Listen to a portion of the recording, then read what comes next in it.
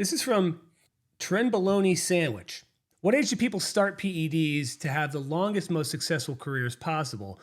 Okay, 83. I was gonna say, I was gonna say, I think he's talking about obviously a pro bodybuilder, but longest career. Wouldn't you want to have the longest life? No. Yeah, that's silly, right? That's silly talk.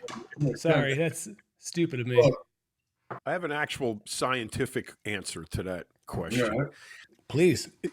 Okay, here's a bone, all right? On either end of the bone, you have a section that's called the epiphysis. The epiphysis is soft. That's where the bone grows from. The bone grows from the ends out. So if you see a lot of, my father always said, "Oh, you're going to be 6 feet tall." And I go, I'm 5'9". He goes, because I started bodybuilding when I was 12. That's why I like put too much stress on my body. Not that was drug induced, but it was stress induced. Now you add drugs to the equation, you're increasing the stress. And if those epiphyses are soft, you're going to stunt your growth because you're putting stress on the soft part, pushing it together rather than letting it grow apart. Mhm. So if you start PEDs or heavy training before those epiphyses solidify in adulthood, you're going to have problems. I also they always used to say, build a foundation first, too.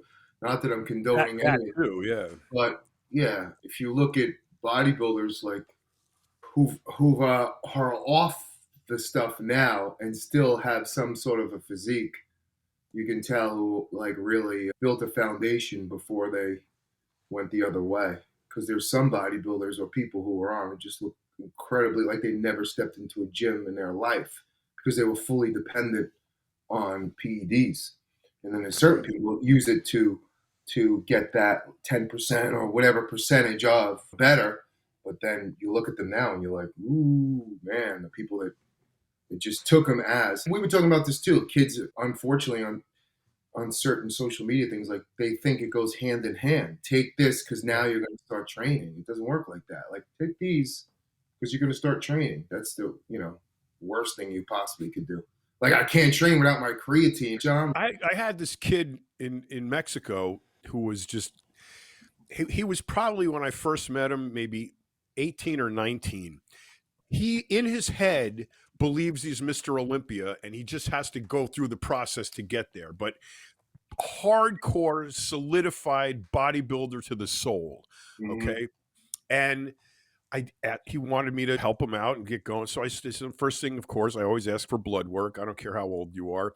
He sends me his blood work and he's all fucked up. All 10 different indices are off. And I'm like, what the fuck are you doing, kid? And he goes, I'm doing 4 Dianabol a day, 2 Anadrol. And I'm like, what? You're 19 years old. And these are all orals too. So his liver enzymes were like totally through the roof. I'm like, why are you doing that? You know what his answer was? I thought I was supposed to.